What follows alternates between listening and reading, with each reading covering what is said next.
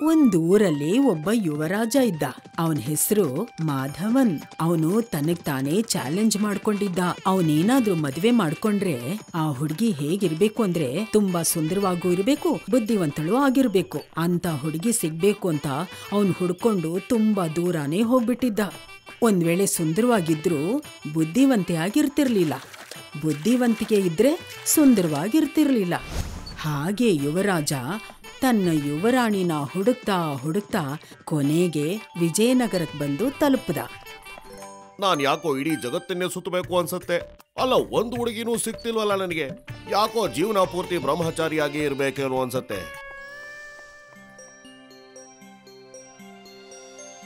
ಓಹೋಹೋ, ಈ ಊರಂತೂ ತುಂಬಾನೇ ಸುಂದರವಾಗಿದೆಯಲ್ಲ. ಈ ಊರ್ನಷ್ಟೇ ಸುಂದರವಾಗಿರೋ ಹುಡುಗಿ ನನಗೆ ಇಲ್ಲಿ ಸಿಗ್ತಾಳೆ ಅನ್ಸತ್ತೆ. ತುಂಬಾ ದೂರದಿಂದ ಪ್ರಯಾಣ ಮಾಡಿ ಬಂದ ಮಾಧವನ್ ಸುಸ್ತಾಗಿ ಅಲ್ಲೇ ಒಂದ್ ಮರದ ಕೆಳಗೆ ಮಲ್ಕೊಂಡ್ಬಿಟ್ಟ. ಹಾಗೆ ಅವನ್ಗೆ ನಿದ್ದೆನೂ ಬಂದ್ಬಿಡ್ತು.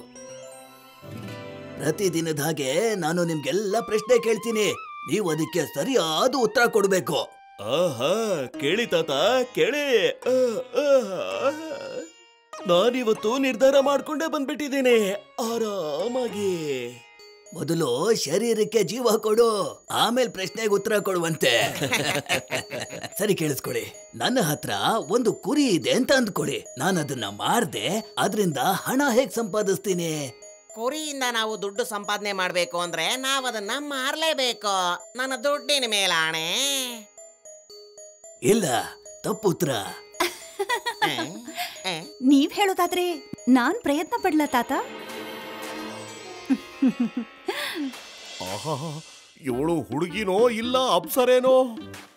ಒಂದ್ ವೇಳೆ ನನ್ನ ಹತ್ರ ಕುರಿ ಇದ್ರೆ ಅದಕ್ಕೆ ನಾನು ತುಂಬಾ ಚೆನ್ನಾಗಿ ತಿನ್ನಿಸ್ತೀನಿ, ಓಡಾಡಿಸ್ತೀನಿ, ಅದ್ರ ಸೇವೆ ಮಾಡ್ತೀನಿ. ನಮಗೆ ಅದರಿಂದ ಲಾಭ ಆಗ್ಬೇಕು ಐಶಾ ಮಗಳೇ. ನಾವು ಅದಕ್ಕೆ ನೀರು ಊಟ ಎಲ್ಲ ಕೊಟ್ಟು ನಷ್ಟ ಮಾಡ್ಕೋಬಾರ್ದು. ನನ್ನ ದುಡ್ಡಿನ ಮೇಲಾಣೆ. ಲಾಭಕ್ಕೋಸ್ಕರ ಸ್ವಲ್ಪ ದಿನ ಕಾಯ್ಬೇಕಾಗತ್ತೆ ಅಣ್ಣ. ನಿಮಗೆ ಉತ್ತರ ಸಿಗೋದಕ್ಕೋಸ್ಕರ ಸ್ವಲ್ಪ ದಿನ ಕಾಯ್ಬೇಕಾಗತ್ತೆ. ಮತ್ತೆ ನಾನು ಕುರಿ ದೊಡ್ಡದಾಗೋ ತನಕ ಕಾಯ್ಬೇಕು. ಅದ್ಯಾವಾಗ ಕುರಿ ದೊಡ್ಡದಾಗಿ ಬಲಿಷ್ಠವಾಗತ್ತೋ ಆಗ ನಾನದ್ರ ಉಣ್ಣೆ, ಹಾಲು ಮತ್ತೆ ಗೊಬ್ಬರನ ಮಾರಿ ಸಿಕ್ಕಾಪಟ್ಟೆ ನಾಣ್ಯ ಸಂಪಾದನೆ ಮಾಡ್ತೀನಿ. ಸರಿಯಾದ ಉತ್ತರ. ಏನಿದು, ನಾನ್ ಯಾರನ್ನು ಹುಡುಕ್ತಾ ಇದ್ನೋ ಅದೇ ತರ ಇದ್ದಾಳಲ್ಲಪ್ಪ ಇವಳು. ಸುಂದರವಾಗಿರೋದಲ್ದೆ ಬುದ್ಧಿವಂತೇನೂ ಕೂಡ. ವಾ ವಾ ವಾ ವಾ ವಾ ವಾ, ಏನ್ ಉತ್ತರ ಕೊಡ್ತಾಳೆ ಪಟಾಪಟ್ ಅಂತ. ಅಜ್ಜ, ಇನ್ನು ಒಂದ್ ಪ್ರಶ್ನೆ ಕೇಳಿ, ಒಂದೇ ಒಂದ್ ಪ್ರಶ್ನೆ ಕೇಳಿ. ತಾತ ಪ್ರಶ್ನೆ ಮೇಲ್ ಪ್ರಶ್ನೆ ಕೇಳ್ತಾ ಇದ್ರು. ಆಯಿಷಾ ಪಟ ಪಟ ಅಂತ ಉತ್ತರ ಕೊಡ್ತಾ ಇದ್ಲು. ಇದನ್ನ ನೋಡಿ ಮಾಧವನ್ ಎಂತ ಹುಡುಗಿನ ಹುಡುಕ್ತಿದ್ನೋ ಅವನ್ಗೆ ಅದೇ ತರದ ಹುಡುಗಿ ಸಿಕ್ಬಿಟ್ಲು. ಮಾಧವನ್ ಆಯುಷನ ಮದ್ವೆ ಮಾಡ್ಕೊಂಡು ವಿಜಯನಗರದಿಂದ ತನ್ನ ಸುಂದರವಾದ ಅರಮನೆಗೆ ಬಂದ. ಆ ಅರಮನೆಯಲ್ಲಿ ಆಯುಷಾ ಸುತ್ತಮುತ್ತ ಕೆಲಸದವರೆಲ್ಲ ಇರ್ತಿದ್ರು. ಆಯುಷನ್ಗೆ ಒಂದ್ ಸಣ್ಣ ಕೆಲ್ಸ ಕೂಡ ಮಾಡಕ್ ಬಿಡ್ತಿರ್ಲಿಲ್ಲ. ಇಷ್ಟು ಅದ್ಭುತವಾದ ಮನೆ, ಇದಂತೂ ಅರಮನೆ. ಅರಮನೆ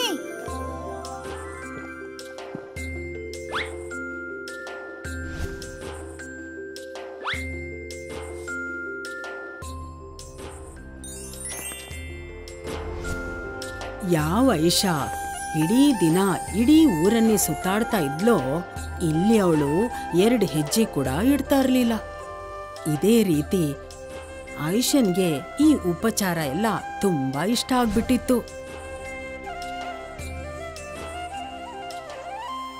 ಹೀಗೆ ಸಮಯ ಕಳೀತಾ ಬಂತು.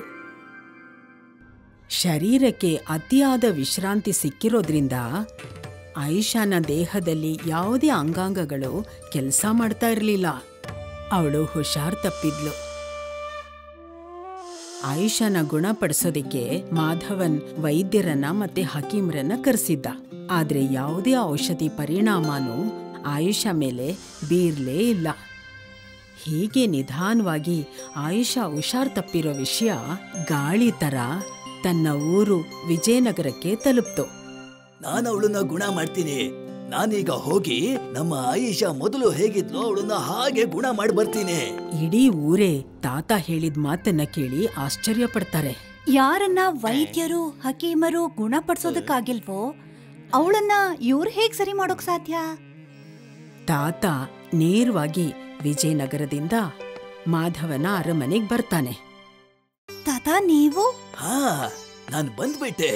ಇನ್ನು ನೀನು ಚಿಂತೆ ಮಾಡ್ಬೇಡ ಆಯಿಷಾ ಮಗಳೇ, ನಾನ್ ನಿನ್ನ ಖಂಡಿತ ಗುಣ ಮಾಡ್ತೀನಿ. ನೀವ್ ಇಲ್ಲಿಗೆ ಬಂದಿದ್ದಕ್ಕೆ ತುಂಬಾನೇ ಧನ್ಯವಾದ. ನೀವ್ ಹೇಗ್ ಹೇಳ್ತಿರೋ ಹಾಗೆ ಮಾಡ್ತೀನಿ ನಾನು. ದಯವಿಟ್ಟು ನಮ್ಮ ಆಯಿಷಾನ ಸರಿ ಮಾಡ್ಬಿಡಿ ಸಾಕು. ಖಂಡಿತ. ಅದಕ್ಕೂ ಮೊದಲು ನಾನು ಬೇರೆಯವ್ರು ಮಾಡಿರೋಂತ ಅಡಿಗೆ ಮೇಲೆ ಭರವಸೆ ಇಡೋದಿಲ್ಲ. ಅದೇನು ಅಂತ ಮಾತಾಡ್ತಿದ್ದೀರಾ ನೀವು? ಇಲ್ಲಿನ ಭಟ್ರು ನಮ್ಮ ತಂದೆಯವರು, ಅವ್ರ ತಂದೆಯವರು, ಅವ್ರ ತಂದೆಯವರು ತಂದೆ ಮಾಡ್ತಿದ್ದ ಅಡಿಗೆ ಅದು. ಆದ್ರೆ ನೀವು ದಯವಿಟ್ಟು ಚಿಂತೆ ಮಾಡ್ಕೊಳಕ್ ಹೋಗ್ಬಿಡಿ. ನೀವು ಹೇಳಿದ್ರೆ ನಾನೇ ಬೇಕಾದ್ರೆ ಅವಳಿಗೋಸ್ಕರ ಅಡಿಗೆ ಮಾಡ್ತೀನಿ. ಅದ್ರ ಅಗತ್ಯ ಏನೂ ಇಲ್ಲ. ಅವಳು ಕೇವಲ ನಾನು ಮಾಡ್ದಂತ ಅಡಿಗೆನ ಮಾತ್ರ ತಿಂತಾಳೆ.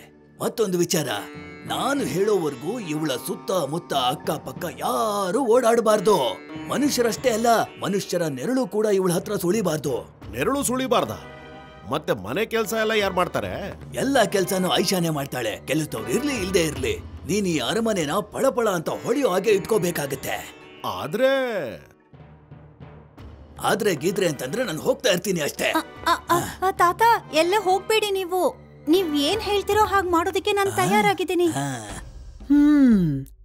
ಮಾರನೇ ದಿನದಿಂದಾನೇ ತಾತ ಹೇಳಿದ ಹಾಗೆ ಆಯಿಷಳ ಪೂರ್ತಿ ರೂಟೀನ್ ಚೇಂಜ್ ಆಗ್ಬಿಡತ್ತೆ. ತಾತ ಅಡಿಗೆ ಮಾಡಿ ಮೇಲಿರೋ ಮಹಡಿಲಿ ಇಟ್ಬಿಡ್ತಿದ್ರು. ಆಯಿಷಾ ಅಲ್ಲಿಗೆ ಹೋಗೋದಿಕ್ಕೆ ತುಂಬಾ ಕಷ್ಟಪಡ್ತಿದ್ಲು. ಹಾಗೆ ತಾತ ಹೇಳಿರೋ ಮಾತಿನ ಪ್ರಕಾರ ಆಯಿಷಾ ಯಾರ್ದೇ ಸಹಾಯ ಇಲ್ದೆ ಅರಮನೆ ಹೊಳಿಯೋದಿಕ್ಕೆ ತುಂಬಾ ಕಷ್ಟಪಡ್ಬೇಕಾಯ್ತು. ಹೀಗವಳು ಕಷ್ಟಪಡ್ತಿದ್ರೆ ಆಯಿಷಾಳ ಮೂಳೆಗಳಲ್ಲಿರೋ ತುಕ್ಕಂತೂ ದೂರ ಆಗ್ಲೇಬೇಕಾಯ್ತು. ಹೀಗೆ ಆಯಿಷಾಳ ಸೋಂಬೇರಿತನ ದೂರ ಆಯ್ತು. ಹೀಗೆ ಅವಳು ದಿನದಿಂದ ದಿನಕ್ಕೆ ಮೊದ್ಲಿನ ಹಾಗೆ ವಾಸಿ ಆದ್ಲು. ಆಯಿಷಾ ಮುಂಚೆ ಹೇಗ್ ತಲೆಹರಟೆ ಮಾಡ್ತಿದ್ಲೋ ಅದೇ ತರ ಮಾಡೋಕೆ ಶುರು ಮಾಡ್ಕೊಂಡ್ಲು.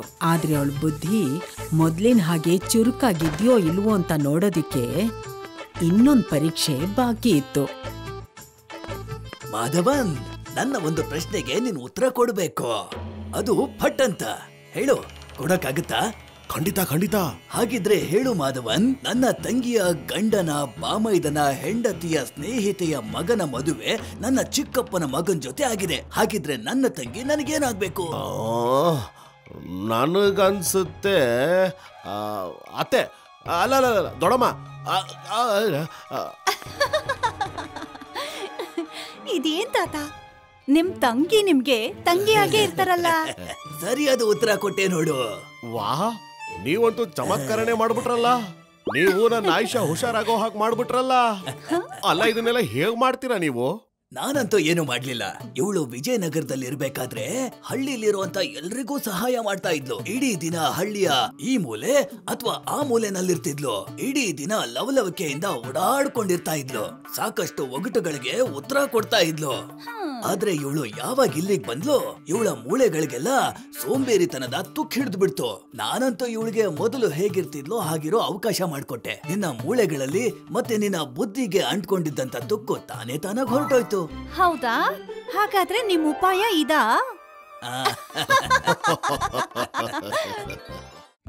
If you like this video, subscribe to our channel Murthy Media.